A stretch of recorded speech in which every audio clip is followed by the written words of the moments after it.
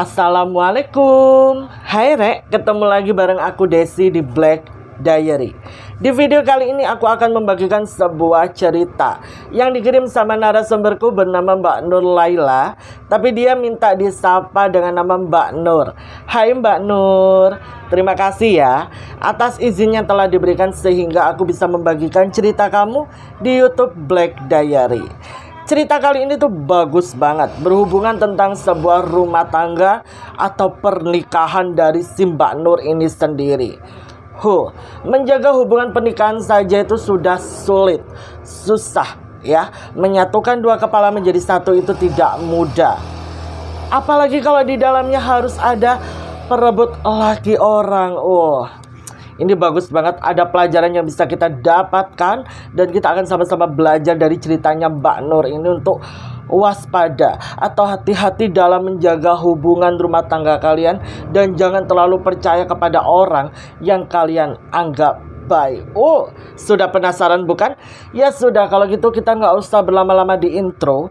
Mari kita langsung masuk saja ke ceritanya. Sejak memutuskan nikah di tahun 2023, Mbak Nur dan sang suami, sebut saja namanya Mas Agus, memutuskan untuk hidup mandiri, keluar dan terlepas dari keluarga masing-masing. Mereka memilih untuk ngekos di sebuah rumah indekos yang isinya itu khusus rumah tangga ya. Dan ini itu sedikit aku kasih gambaran denah lokasinya dari kos-kosannya si Mbak Nur ini.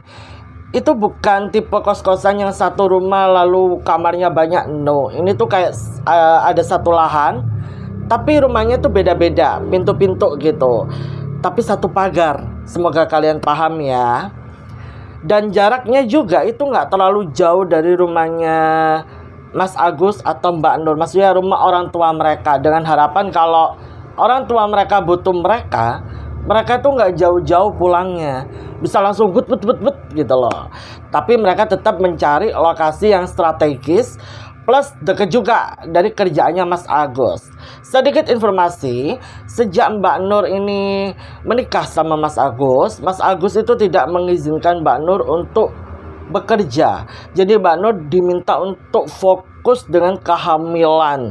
Sebab apa? Sebab mereka memiliki planning untuk mempunyai buah hati dalam waktu dekat setelah mereka menikah. Dan itu sudah atas kesepakatan kedua belah pihak. Jadi bukan paksaan dari pihak Mas Agus saja ataupun dari Mbak Nur. Jadi mereka udah benar-benar deal, sehingga ya sudah, setelah menikah Mbak Nur menikmati kehidupan barunya sebagai seorang ibu rumah tangga. Setelah 2 minggu menikah, mereka langsung pindah ke kos-kosan tersebut dan mereka cukup enjoy menikmati rumah tangga yang baru mereka bina. Ditambah orang-orangnya tuh baik-baik, masih tipe-tipe orangnya itu introvert, jarang melakukan aktivitas di luar kos. Kebanyakan mereka itu melakukan aktivitasnya di dalam kamar. Dan ditambah juga usia orang-orang yang kos di sana itu juga usia-usia yang 45 sampai 50 tahun ke atas. Jadi ya kalau ketemu tuh ya paling cuma say hello atau sebatas tanya basa-basi. Jadi sejak ngekos di daerah situ, Mbak Nur itu tidak punya teman cerita yang intens seperti bestie gitu, belum dapet. Sampai di bulan Februari tahun 2024, kos-kosan tersebut masuklah Pak Sutri baru yang mau ngekos di tempat itu. Dan kebetulan itu memang masih ada beberapa kamar kos yang kosong. Pak Sutri ini itu bukan warga asli situ, melainkan warga dari luar kota yang merantau. Sebab apa? Sebab suaminya ini dipindah tugaskan kerja di daerah situ. Mereka mendapat informasi kos-kosan ini itu dari teman kerja suaminya. Sebut saja namanya Mbak Safitri atau Mbak Fitri, dan suaminya ini Mas Ibnu. Ternyata usia Mbak Fitri ini itu nggak terpaut jauh sama usianya Mbak Nur. Masih 2 tahun lebih tua Mbak Nur, tapi mereka itu apa ya, Mbak Nur merasa tuh kayak bestie. Setiap kali ngobrol tuh nyambung. Mbak Fitri juga enak diajak cerita. Jadi mereka ketika suaminya pada kerja masing-masing nih ya, entah di latar depan kosnya Mbak Nur atau di depan latar kosnya Mbak Fitri, mereka tuh bakal ngumpul lalu nyeritain tentang artis atau dunia perfilman. Kebetulan juga mereka ini suka banget nonton film di bioskop. Terus mereka tuh anti ngobrolin tetangga. Mereka menghindari obrolan tersebut karena ya mereka berpikir bahwa orang-orang di sekitar masih tidak bisa menjadi bestie, tapi ya orang-orang kan baik. Jadi mereka tetap menghormatilah seluruh penghuni kos yang ada di lahan tersebut. Mbak Nur merasa happy banget dapat temen baru yaitu Mbak Fitri.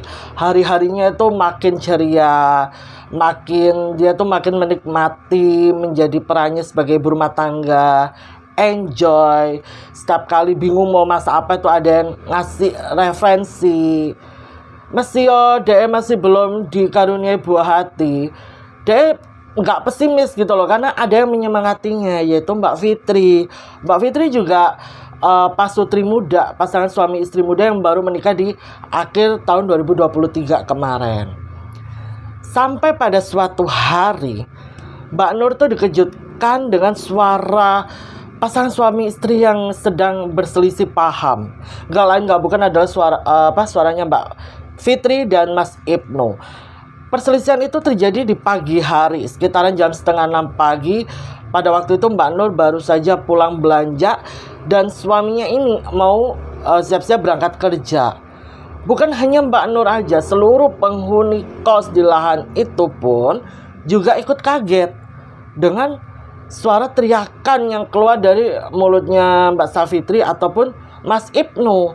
Sebab apa? Sebab yang diketahui Mbak Nur maupun warga yang lain, hubungan rumah tangga Mbak Fitri dan Mas Ibnu ini nampaknya adem ayem aja.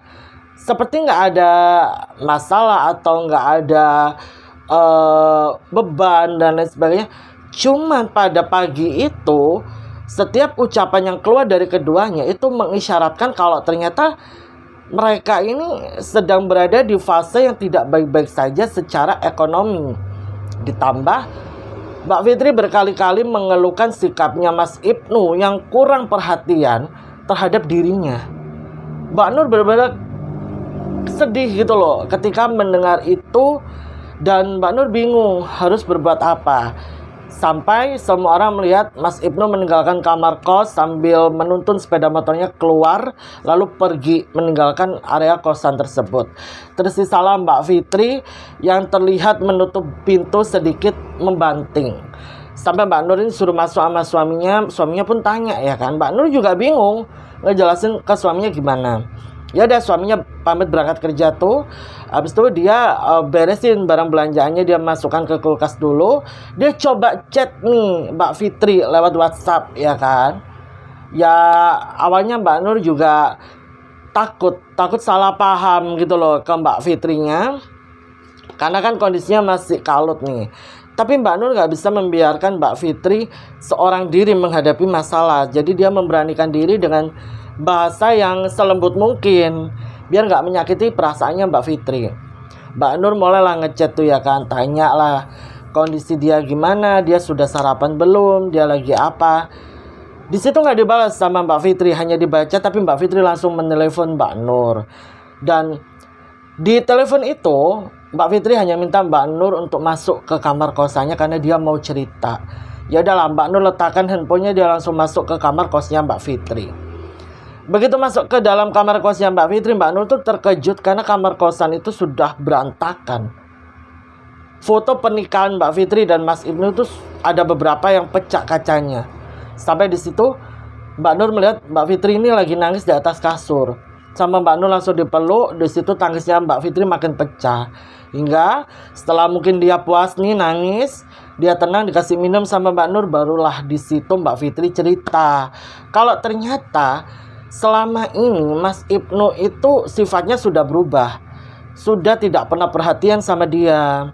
Sudah seperti tidak sayang sama dia. Tapi Mbak Fitri mencoba untuk menutupi semuanya, seolah-olah bahwa hubungan rumah tangga mereka tuh baik-baik aja. Mbak Fitri sendiri bingung dengan perubahan sikapnya Mas Ibnu. Kenapa Mas Ibnu bisa berubah seperti itu? Dan katanya itu berlangsung seminggu sebelum mereka menikah. Jadi sudah selama itu Mbak Fitri ini menutupi semuanya. Bahkan dia merasa kesepian, dia merasa kehilangan sosok Mas Ibnu yang dulu. Cuman Mbak Fitri bingung bagaimana dia mengajak komunikasi suaminya. Setiap kali mau diajak komunikasi, suaminya ini selalu berdalih lelah lah, capek lah. Sampai Mbak Fitri itu pernah melihat, tidak sengaja melihat ponsel suaminya yang istrinya itu nontonin cewek joget-joget lah, terus nge-DM-in cewek-cewek. Akhirnya Mbak Fitri ini bertanya-tanya, kurangnya dia di mana, kesalahan dia di mana. Terus apa yang kurang dari dia sampai suaminya seperti itu. Setiap kali Mbak Fitri coba tanya, suaminya ini malah mengancam untuk meninggalkan Mbak Fitri. Sedangkan Mbak Fitri itu sudah cinta mati sama suaminya. Jadi dia memutuskan tuh diam saja dengan semua sikap suaminya. Akhirnya di situ Mbak Nur bilang begini, ya mungkin ini waktunya belum tepat, tapi nanti kalau waktunya sudah tepat, kalian sudah membaik, coba deh obrolin. Karena kalian tuh baru saja menikah, tapi kalau masalah sepele seperti ini belum kalian selesaikan, nanti akan berlarut-larut dan malah membuat hubungan rumah tangga kalian ini malah hambar. Buat apa kalian menikah kalau seperti ini ujungnya? Jadi pesannya Mbak Nur adalah biar Mbak Fitri ini memperbaiki hubungan rumah tangganya bersama sang suami di momen yang tepat. Terus habis itu Mbak Fitri tanya kepada Mbak Nur tentang rumah tangganya bersama Mas Agus. Ya Mbak Nur ceritakan lah apa adanya, tentang gimana sih Mas Agus ini orangnya seperti apa. Sampai Mbak Fitri itu keluar dari mulutnya perkataan yang mengagumi Mas Agus, dimana Mbak Fitri bilang, Mbak Nur, kamu bersyukur ya dicintai sama seorang laki-laki yang cintanya lebih besar dari cinta kamu, sehingga kamu tidak perlu mengemis cinta dari suamimu sendiri. Ya Mbak Nur juga bilang begini, ya alhamdulillah aku bersyukur aku tidak salah pilih suami. Entah perkataan itu yang menjadi masalah atau pemicu ya dari semua nanti yang akan terjadi. Mbak Nur merasa kayak bertanya-tanya, apa ucapanku waktu itu yang membuat Fitri melakukan semua ini? Oh, melakukan apa ini ya kan? Pasti penasaran kalian. Jadi sejak momen itu, Mbak Fitri itu sering banget sore, itu momennya tuh pas suaminya udah pulang kerja, main ke rumahnya Mbak Nur. Entah tiba-tiba bawa bolu, bawa makanan. Dan memang masakannya Mbak Fitri tuh enak. Mas Agus tuh kerap banget muji masakannya Mbak Fitri, tapi Mbak Nur nggak jealous. Justru Mbak Nur itu orangnya entahlah terlalu positif atau gimana ya. Mbak Nur tuh justru malah menjadikan itu sebagai pacuan agar dia lebih bisa giat lagi belajar masak gitu loh. Biar imbang tuh sama masakannya Mbak Fitri. Memang enak. Sampai pada suatu hari Mbak Nur tuh merasa risih. Risihnya apa? Mas Ibnu tuh kalau pulang kerja kan selalu malam, sekitaran jam 10, setengah 11 malam tuh dia baru pulang ke kosannya. Sedangkan Mbak Fitri yang awalnya nggak pernah main ke kosannya sore, kan Mas Agus tuh pulangnya sekitaran jam 4, setengah 5 itu udah sampai rumah. Lah Mbak Fitri itu dulu tuh jarang banget. Paling mentok main ke kosnya Mbak Nur itu sekitaran jam 2. Itu dia udah pulang, udah melakukan aktivitasnya di kos. Tapi kali ini enggak. Pernah ada satu momen di mana Mbak Fitri ini jam 1 siang tuh sudah mandi, sudah dandan cantik, main ke rumahnya Mbak Nur. Lah Mbak Nur tuh tahu bentar lagi suaminya mau pulang. Ya Mbak Nur tanya dong ke Mbak Fitri, Fit, kamu nggak pulang? Suamiku habis ini datang nih, aku mau siap-siap. Oh yaudah kamu siap-siap aja, aku di sini. Nggak apa-apa kan? Ya Mbak Nur segan gitu loh buat ngusir Mbak Fitri dari kosannya. Jadi akhirnya Mbak Nur biarkanlah Mbak Fitri di situ. Dia beberes tuh sambil mandi dan nyiapin makan malam untuk dia dan suaminya. Bener aja Mbak Fitri nggak pulang-pulang sampai suaminya pulang, kelar beberes, mau makan. Mbak Fitri mau ikut makan bareng sama mereka berdua. Mbak Nur heran dengan hal itu. Kok Fitri makin kesini makin aneh. Feelingnya dia tuh udah gak enak ya sebagai seorang istri gitu. Apalagi Mbak Fitri ini makin intens nih ngajak ngobrol Mas Agus. Sampai kerap membuat Mas Agus nih mencueki istrinya sendiri waktu lagi ngomong sama Mbak Fitri. Hingga makin lama itu makin intens. Tiba-tiba si Mbak Fitri ini itu keterima kerja di salah satu minimarket yang lokasinya itu gak jauh dari kosan dan searah sama tempat kerjanya Mas Agus. Pada waktu itu si Mbak Fitri ini itu ceritanya dapat shift pagi. Harusnya dia bareng suaminya kan, bisa lah diantar bentar gitu istrinya. Enggak, suaminya masih di kos. Dia buru-buru berangkat. Kenapa? Karena di hari itu Mas Agus memang mau berangkat agak awal karena harus ketemu sama klien. Nggak taunya si Mbak Fitri ngomong begini sama Mbak Nur. Mbak, boleh kan aku nebeng Mas Agus Mbak? Kan kerjaan aku searah tuh sama Mas Agus. Mbak Nur heran, mau nggak dikasih izin, tapi si Mbak Fitri ini baik sama dia. Tapi kalau kasih izin, apa kata tetangga gitu kan?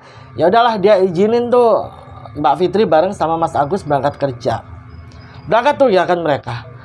Dan Mas Agus pulang seperti biasa, tapi sendirian, nggak bareng sama Mbak Fitri karena Mbak Fitri jam 2:30 itu sudah pulang dulu. Tapi ada yang aneh sama Mas Agus. Tiba-tiba bajunya Mas Agus itu bau parfumnya Mbak Fitri. Terutama di bagian punggung ya, itu ngeplek banget. Mbak Nur kan curiga ya, dia tanya ke suaminya berkali-kali, Mas, ini kok bau parfumnya Fitri nempel ya di baju belakang kamu. Ini Fitri gimana duduknya kok bisa nempel? Suaminya tuh diem aja, gak ada jawaban, gak ada respon. Malah asik ninggalin Mbak Nur yang memberi dia banyak pertanyaan.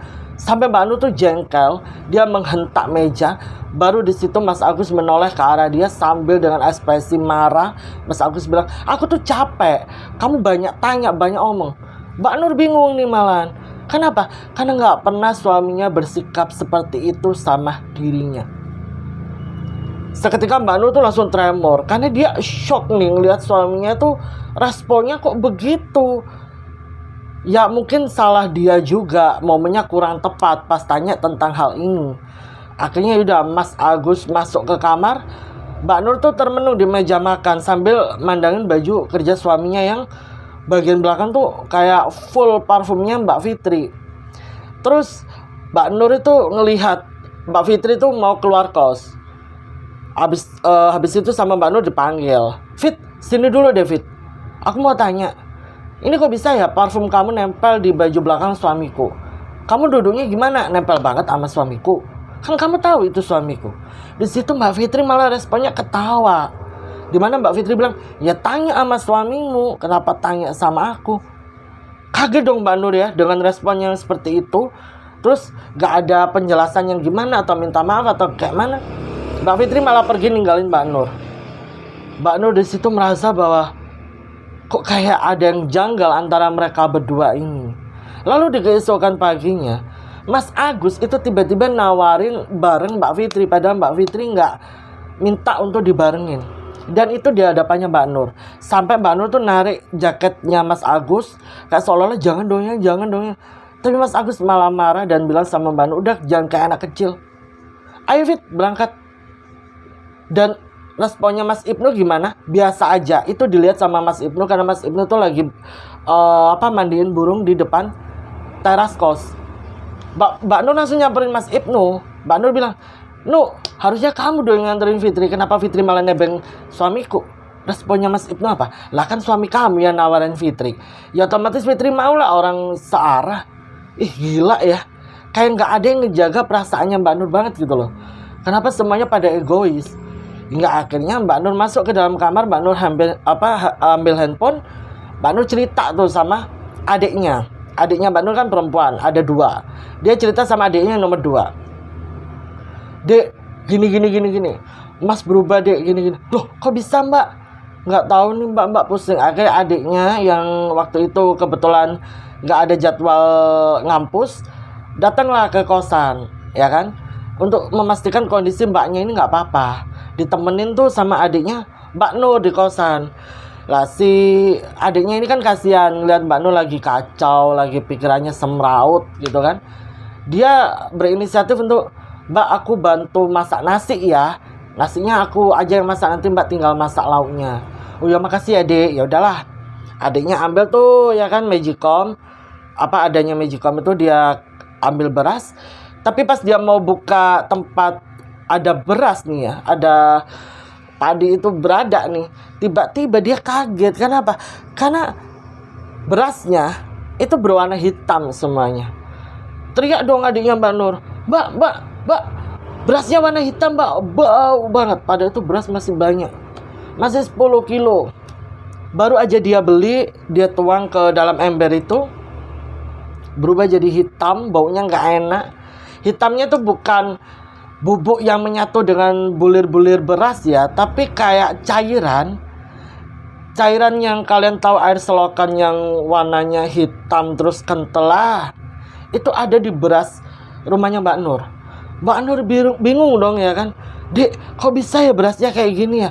Nggak tahu Mbak. Mbak Nur coba cuci beras itu, tapi nggak bisa bersih. Akhirnya ya mau nggak mau beras itu harus dibuang. Dia langsung ambil kantong plastik, dia buang semua beras yang baru aja dia beli. Ya gimana? Berasnya udah nggak bisa dimakan, udah nggak bisa dimasak, itu bau banget. Dicuci juga nggak bisa bersih. Ya mau nggak mau ya harus dibuang lah sama si adik, ya kan? Mbak Nur cuci lah itu embernya. Terus adiknya diminta tolong untuk beli beras yang baru di toko. Sambil menunggu adiknya datang, tiba-tiba Mbak Nur itu yang ada di kamar lagi mainan handphone, nyekrol sosial medianya, ngecium bau wangi banget. Bau wangi itu tiba-tiba muncul di dalam kamarnya, yang nggak tahu sumbernya dari mana. Mbak Nur cari, sumbernya kok dari lemari gitu. Sampai dia buka pintu lemarinya itu, dia melihat tapi nggak ada bunga di dalam situ. Lalu ini sumber dari mana? Ternyata sumbernya yang benar-benar itu di situ ya, di bagian baju-baju suaminya. Dia mulai sibak satu lepitan, hingga di bagian tengah-tengah lepitan baju itu ada bunga, seperti bunga kenanga, bunga melati, bunga mawar, yang nggak tahu siapa yang naruh. Tiba-tiba ada di situ. Dia bingung, dia ambil ya kan. Siapa ya yang naruh bunga-bunga ini? Akhirnya dia putusin untuk buang lah. Dia ambil tisu, dia bungkus pakai tisu, dia buang ke tong sampah. Habis itu dia bersihin, dan aroma yang wangi tadi semerbak tadi itu hilang. Dia mulai merinding nih. Terus dilihat, ternyata sudah lewat azan duhur. Dia ambil air wudhu karena dia belum sholat. Dia sholat lah di dalam kamar. Ketika dia sholat, dia tuh merasa ada yang menjahili dia. Seperti ada yang menarik mukenanya, ada yang jendol kepalanya dari belakang. Terus ada yang ketawa di telinga kanan kirinya ketika dia sujud. Tapi karena dia khusyuk, dia abaikan itu semua dulu sampai dia selesai sholat. Dia benar-benar takut banget. Lalu dia buka pintu, rencananya mau keluar, malah dia papasan sama adiknya. Jadi semuanya sama-sama teriak karena kaget gitu. Adiknya baru pulang beli beras. Adiknya tanya, Mbak kenapa sih Mbak kok teriak-teriak siang-siang? Habis sholat teriak-teriak, kenapa? Mbak Nur cerita nih semuanya ke adiknya. Adiknya di situ bilang gini, Mbak, tadi juga aku habis ditanya Mbak sama orang yang jualan warung di depan. Ditanya gimana? Ya ditanya kenapa Mas Agus kok berangkat kerja sama Mbak Fitri. Mbak Fitri itu siapa sih? Yang mana yang Mbak ceritakan itu? Iya dia itu yang Mbak ceritakan. Loh kenapa berangkat kerja sama Mas Agus Mbak? Itu jadi omongan tuh di warung tuh Mbak. Gak enak. Mbak Nur situ bingung ya. Dia harus merespon gimana, karena ya di lain sisi dia takut dengan keanehan-keanehan yang tiba-tiba terjadi di kosannya. Di lain sisi dia juga mencemaskan dan mengkhawatirkan suaminya yang makin lama itu makin intens sama Mbak Fitri. Hingga Mbak Nur bilang begini, udahlah Dek ya, gak usah terlalu diabaikan, nanti kalau omongannya sudah kemana-mana biar Mbak yang menjelaskan sendiri. Sekarang kamu bantu Mbak masak nasi, Mbak mau masak lauk buat kita makan siang, sama nanti buat Mas Agus makan malam. Oke Mbak gitu ya. Yaudahlah mereka melakukan aktivitas mereka Sampai sekitaran jam setengah 4, Mbak Nur tuh mendengar motornya Mas Agus tuh pulang.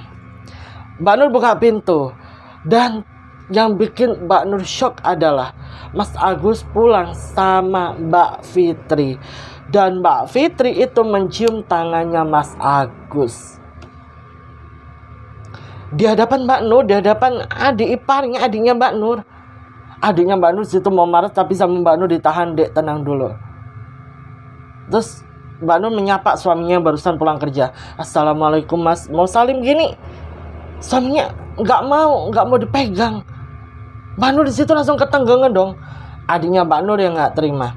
Lah kok Mas Agus malah nampar adiknya Mbak Nur, yang ngebuat Mbak Nur marah.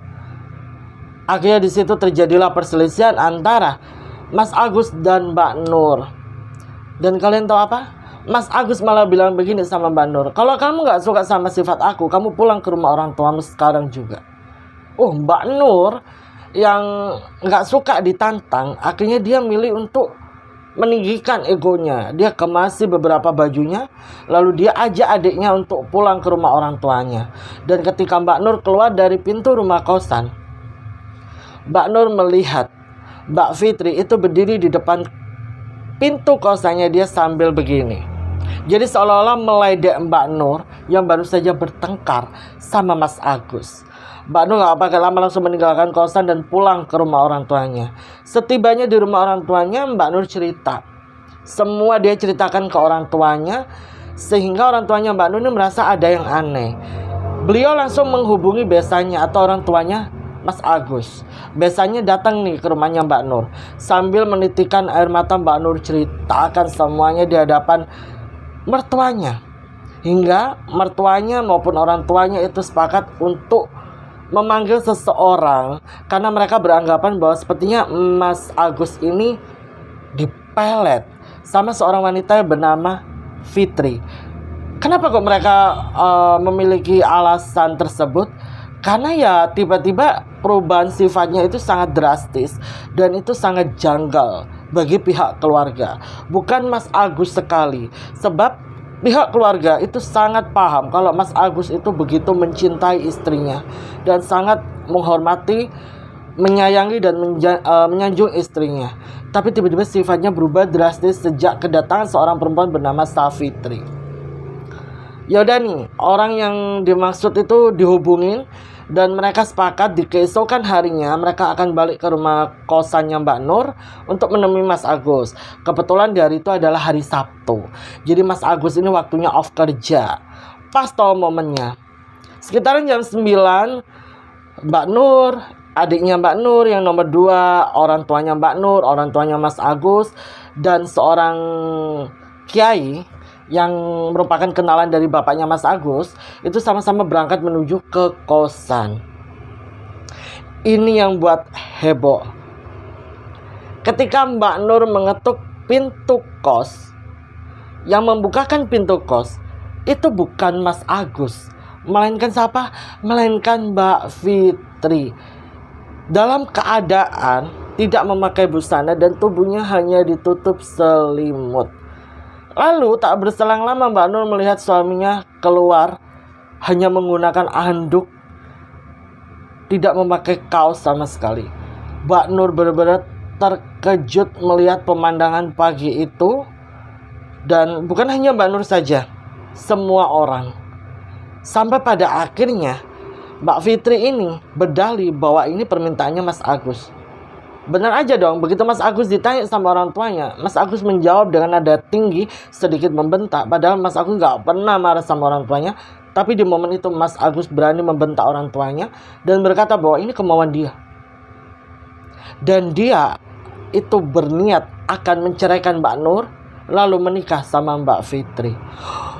Oh my God. Aduh, itu pernyataan yang membuat semua orang gak percaya. Sampai Pak Kiai yang tadi dibawa itu tiba-tiba melihat ada yang aneh di teras depan kosannya Mbak Nur.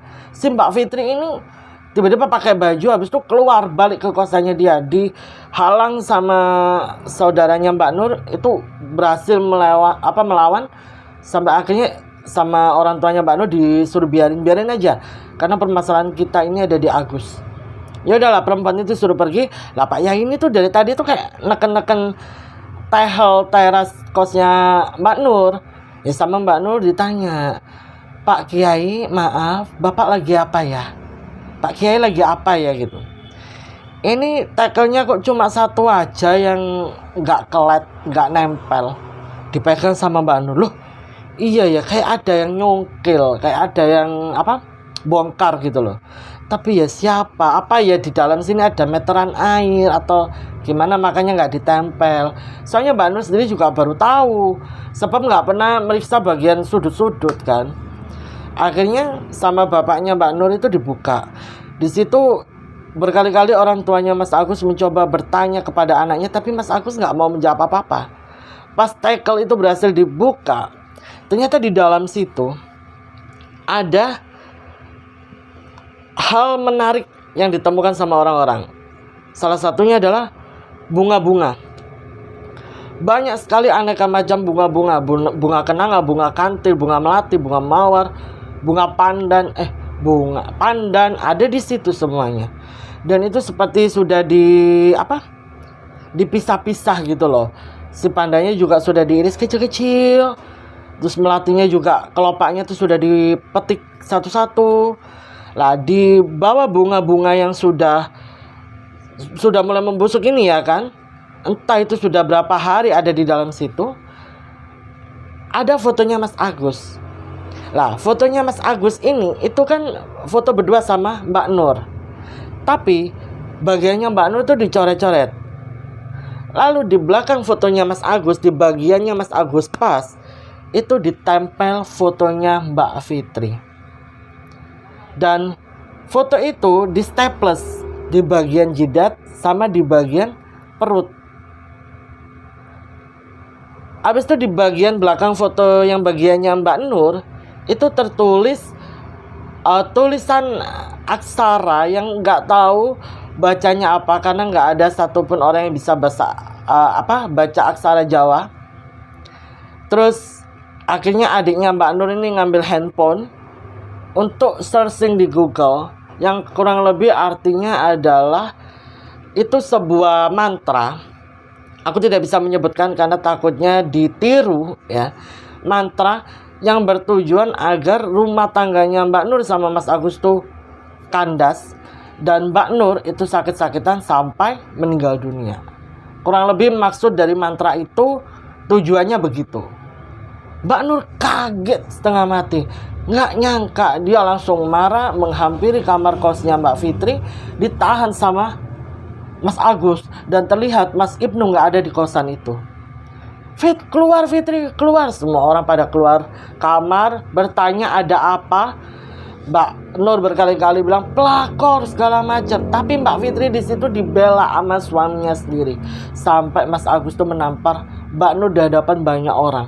Mbak Nur benar-benar nggak nyangka suaminya melakukan hal ini sama dia. Entah suaminya ini bersikap seperti itu di bawah kendali magis atau tidak, Mbak Nur nggak paham. Tapi memang suaminya ini sudah berubah jauh sifatnya dari Mas Agus yang dia kenal. Sampai akhirnya Mbak Nur ini masuk lagi ke kosannya. Dia masuk ke kamar, dia nangis, dia marah. Kenapa orang yang dia percaya, yang sudah dia anggap seperti bestie, sahabat, bahkan seperti adik sendiri, tega melakukan semua ini.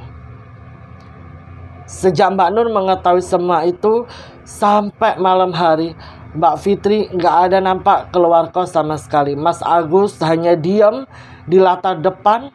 Semua orang bertanya-tanya, bingung bagaimana cara menyelesaikan semuanya, karena ini sudah terlalu rumit. Jadi mereka harus berpikir dulu, ini mana dulu yang harus diselesaikan. Hingga akhirnya Pak Kiai bilang begini, besok pagi saya datang lagi ke sini untuk bawa beberapa anak santri saya untuk membantu membersihkan apa yang ada di kosan tersebut. Dan Mas Agus mendengar, tiba-tiba Mas Agus bilang, nggak perlu Pak Kiai, nggak perlu bawa orang masuk ke dalam kosan ini, atau saya akan menceraikan Nur detik ini juga. Bingung, makin bingung. Bapaknya Mas Agus marah. Kenapa? Karena bapaknya Mas Agus nggak pernah mendidik anak laki-lakinya bersikap seperti itu kepada istrinya. Untungnya Mbak Nur itu punya mertua yang berpihak sama dia, menyayangi dia seperti anak kandung, sehingga suaminya berbuat seperti ini. Bukan Mbak Nur yang disalahkan, tapi suaminya, anaknya sendiri yang disalahkan. Di situ terjadilah perkelahian antara seorang bapak dan anak laki-lakinya. Sampai Mas Agus ini kalah, dia terjatuh, dan bapaknya bilang, kalau kamu masih seperti ini, kamu tidak bisa memperlakukan istrimu dengan baik, maka kamu bukan anak bapak dan anak ibu lagi. Kalau kamu tidak mau minta maaf sama Nur malam ini di hadapan orang tuanya Nur, kamu bukan anak bapak. Dan jangan pernah panggil saya bapak sampai saya meninggal dunia. Itu yang terucap dari mulut bapak mertuanya. Mbak Nur yang melihat itu benar-benar terenyuh. Nggak nyangka dia spesial itu, spesial itu di hadapan mertuanya. Dia disayang, dianggap seperti anak sendiri. Bahkan saat momen itu terjadi, dia dipeluk erat sama ibu mertuanya dan ibunya. Sampai akhirnya Mas Agus ini pergi meninggalkan kosan, gak bawa motor jalan kaki, entah pergi kemana gak tahu. Pak Kiai bilang begini, saya pamit pulang dulu. Besok subuh setelah sholat subuh saya akan datang lagi ke sini. Ya sudahlah. Pak Kiai berpesan untuk terus menyalakan murotal Al-Quran untuk menetralkan energi negatif yang ada di rumah ini dengan energi positif yang keluar dari ayat-ayat suci Al-Quran. Ya sudahlah, Mbak Nur dan keluarga nginep, semuanya di situ nginep. Murotal Al-Quran itu dinyalakan, tidak ada hentinya sampai subuh hari. Mas Agus belum pulang, itu di hari Minggu. Pak Kiai dan beberapa santrinya itu datang ke situ sesuai dengan janji beliau. Mereka mulai mengaji. Ketika mereka mengaji nih ya, terjadi keanehan di kosannya Mbak Nur. Tiba-tiba semua peralatan dapur itu terlempar dengan sendirinya. Dan itu membuat kericuhan di pagi hari. Dapurnya Mbak Nur tuh langsung berantakan, banyak piring yang pecah, banyak gelas yang pecah. Padahal nggak ada yang nyentuh. Sama Pak Kiai disuruh membiarkan saja. Hingga tiba-tiba ada suara tetangga yang memanggil namanya Mbak Nur dari luar. Mbak Nur, Mbak Nur, keluar Mbak Nur, keluar Mbak Nur. Mbak Nur bingung dong. Iya Bu, kenapa Bu? Mas Agus ditabrak mobil Mbak di sana di perempatan depan. Kaget dong Mbak Nur di situ. Ya kan? Semua orang langsung berlari keluar kecuali Pak Kiai dan santrinya yang tetap mengaji di dalam kosan. Ketika tiba di TKP ternyata Mas Agus itu sudah dalam keadaan tidak sadarkan diri, banyak cairan merah yang keluar. Akhirnya Mas Agus dibawa ke rumah sakit. Begitu tiba di rumah sakit, Mas Agus tuh baru sadar sekitaran jam 10 pagi. Sadar tapi masih dalam kondisi yang belum sadar total. Mas Agus menangis. Tiba-tiba Mas Agus menangis, dan yang dia cari pertama adalah Mbak Nur. Mbak Nur bingung dong. Ini Mas Agus pura-pura atau gimana? Bingung dia mengartikannya. Tapi sebagai seorang istri, dia tetap menghampiri suaminya dan bertanya, "Ini aku Mas, ada apa?" Mas Agus bilang begini, Aku tadi pas waktu mau nyebrang itu didorong sama siapa? Gak tahu. Aku lihatnya sih kayak cowok tapi pakai jaket hitam, celana levis. Siapa ya Mas? Gak tahu. Terus ada mobil. Lah pas aku mau ditabrak mobil ini, aku ngeliat tuh ada sosok kayak orang dari kerajaan gitu, perempuan, rambutnya panjang, dia pakai selendang, pakai kemben warna hijau, pakai kain jarik warna coklat, terus sininya ada mahkotanya, di sininya tuh ada gelang ularnya. Aku nggak tahu kenapa, yang aku pikirkan cuma Fitri. Kenapa aku Dek gitu, ngomong ke Mbak Nur. Mas, kamu sadar nggak selama ini apa yang sudah kamu lakukan? Emang aku melakukan apa, Dek? Mbak Fitri makin bingung ya kan. Tiba-tiba Pak Yai itu datang ke situ meninggalkan santri-santrinya yang masih ngaji. Pak Yai bilang begini, ini alhamdulillah sepertinya Agus sudah kembali. Dan memang Agus ini tidak bisa mengingat apa yang sudah dia lakukan sebelumnya. Yang penting sekarang Agus sudah sadar, kita tinggal netralkan aja pikirannya Agus. biar tidak terus dibawa bayang-bayang perempuan itu.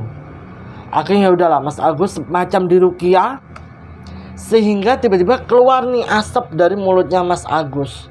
Asap tebal banget warna abu-abu gitu kata Mbak Nur. Keluar akhirnya nembus ke arah plafon UGD. Seketika di situ Mas Agus sempat pingsan, tapi cuma beberapa menit dia bangun, dia minta minum, habis itu dia langsung peluk istrinya. Dia peluk istrinya, dia merasa bersalah, dia semacam baru saja berselingkuh sama Mbak Fitri, tapi dia lupa apa yang dia lakukan. Kemungkinan Mas Agus tidak sadar. Karena apa? Karena semuanya di bawah pengaruh magis yang dilakukan sama Mbak Fitri. Di situ Mas Agus merasa kilaf, tapi Mbak Nur bingung harus menerima lagi Mas Agus atau bagaimana. Karena ya mereka kan sudah pernah begini juga. Apalagi mereka ini mau mau fokus untuk memiliki buah hati, tapi Mas Agus malah begitu. Dan tahun 2024 itu menjadi tahun terberat bagi Mbak Nur dalam mengarungi rumah tangganya. Dia dilema antara mau menerima suaminya lagi atau dia malah meninggalkan suaminya. Atas saran dari beberapa orang termasuk Pak Kiai ini, Mbak Nur memilih untuk mempertahankan rumah tangganya dan mencoba untuk melupakan pelan-pelan apa yang terjadi antara suaminya dan Mbak Fitri. Terlepas dari ada unsur magis, unsur spiritual, unsur klinik, Mbak Nur sudah tidak mau lagi membahasnya. Dan pasti kalian bertanya-tanya apa yang terjadi sama Mbak Fitri setelah itu. Mbak Fitri setelah Mas Agus sadar nih ya, Mbak Fitri itu tiba-tiba teriak di sore hari sekitaran jam 3:30, teriak-teriak di dalam kamar kosannya. Dan saat ditolong sama warga sekitar, pintu kamar didobrak. Mbak Fitri itu ditemukan dalam keadaan di palang pintu kamarnya dengan wajah yang penuh bentol-bentol, seperti ada endapan nanah yang letus gitu loh. Itu baunya gak enak banget. Iya, Mbak Fitri ditemukan meninggal dunia di kamar kosannya. Itu benar-benar heboh banget. Warga akhirnya menghubungi pihak kepolisian. Jenazahnya Mbak Fitri dievakuasi. Suaminya Mbak Fitri gak bisa dihubungin. Dan yang jadi pertanyaan adalah, siapa laki-laki yang mendorong Mas Agus sampai mau tertabrak mobil itu? Sampai tertabrak mobil ya, bukan mau ya, udah tertabrak juga. Entahlah siapa, apakah itu Mas Ibnu? Kalaupun Mas Ibnu, apa tujuannya dia mendorong Mas Agus sampai Mas Agus tertabrak mobil? Itu yang masih menjadi pertanyaan di benak kepalanya Mbak Nur. Mbak Nur mencoba mengikhlaskan apa yang telah dilakukan Mbak Fitri, memaafkan apa yang telah dilakukan Mbak Fitri.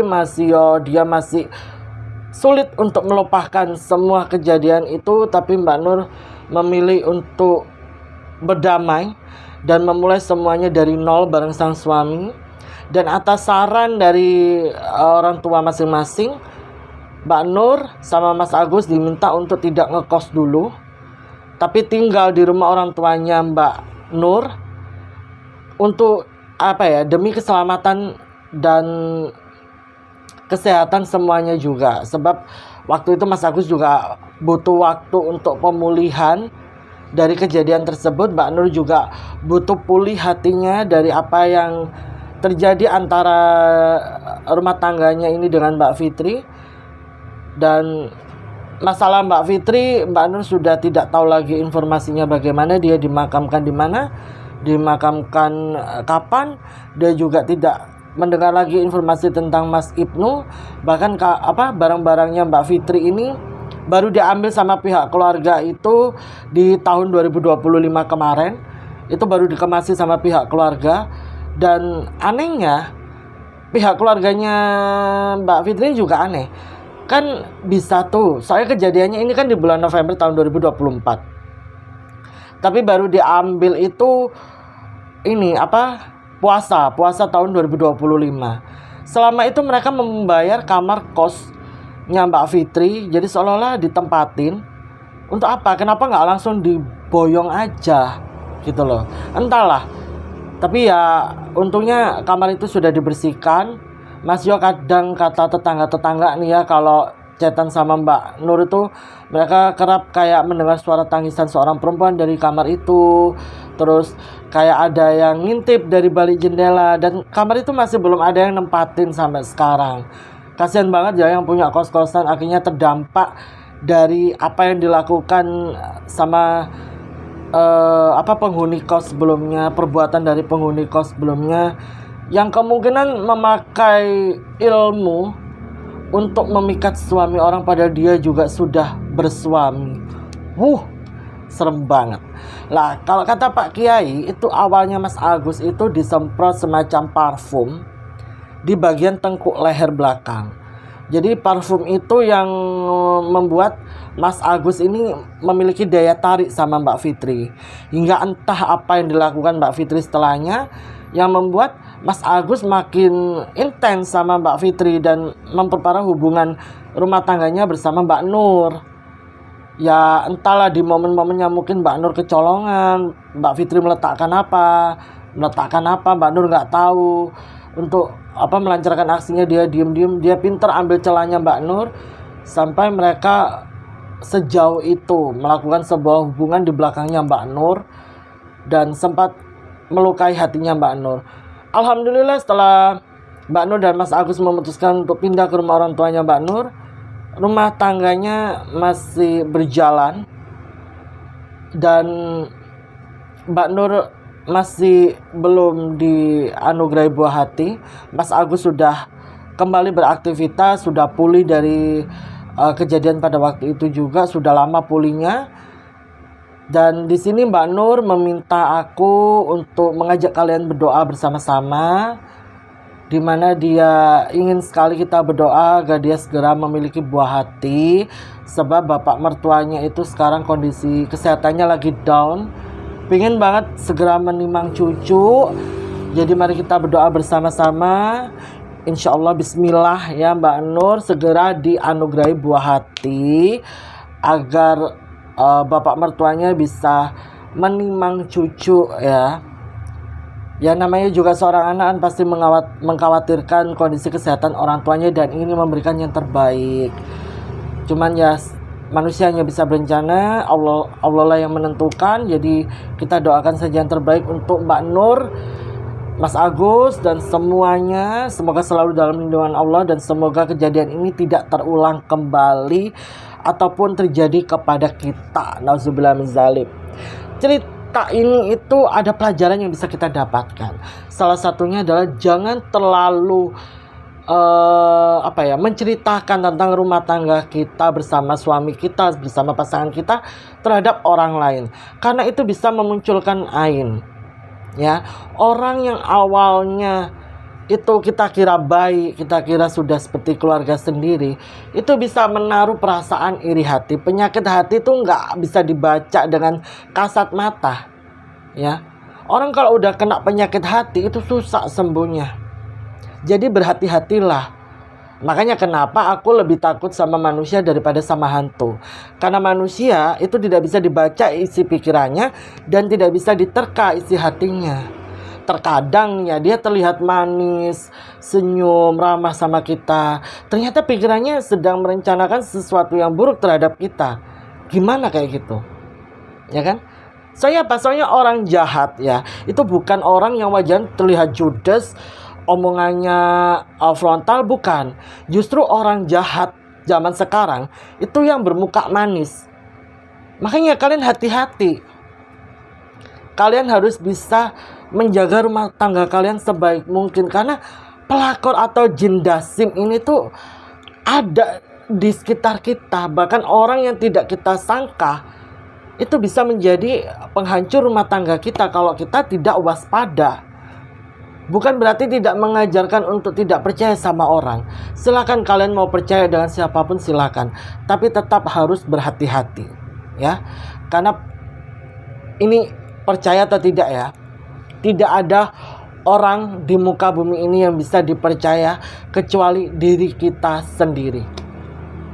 Mau kalian melihat orang tua kalian, saudara kalian, teman kalian, sahabat kalian seperti bisa dipercaya, tapi pada kenyataannya nanti akan ada waktu-waktu di mana mereka itu tidak bisa kalian percaya.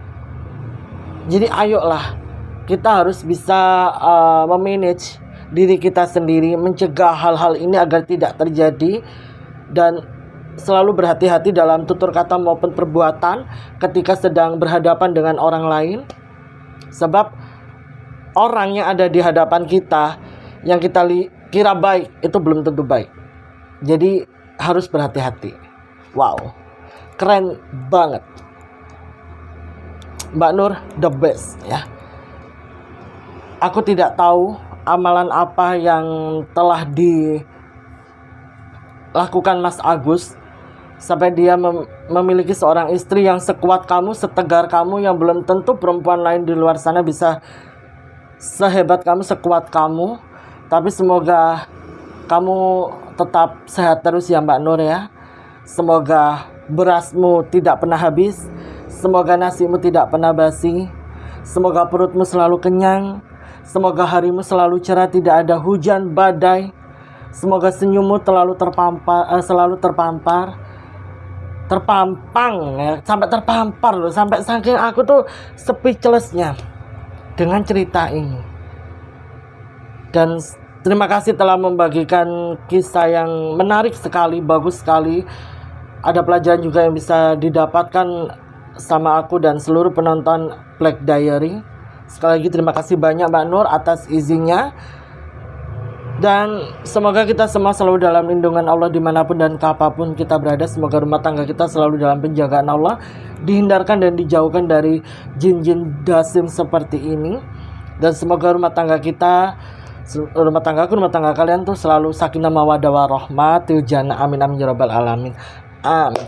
Oke, kalau gitu ceritanya aku akhiri dulu sampai di sini. Kalau kalian ada yang mau menambahkan atau aku ada yang keskip, boleh kalian tulis di kolom komentar. Buat kalian yang belum subscribe aku, ayo subscribe. Karena subscribe dari kalian adalah semangat baru buat aku untuk terus konten, terus membuat video, menghibur kalian, menemani kalian, dan memberikan cerita-cerita inspiratif, cerita-cerita positif ya di YouTube Black Diary. Biar tidak ketinggalan informasi atau info ketika aku upload video, jangan lupa nyalakan lonceng notifikasi, lalu tekan tombol like sebanyak-banyaknya, share sebanyak-banyaknya biar yang lain juga ikutan nonton video dari aku. Oke, kalau gitu aku Desi pamit undur diri dulu. Terima kasih ya sudah menonton dan selalu support aku. Sampai bertemu di video selanjutnya. Assalamualaikum warahmatullahi wabarakatuh. Bye bye.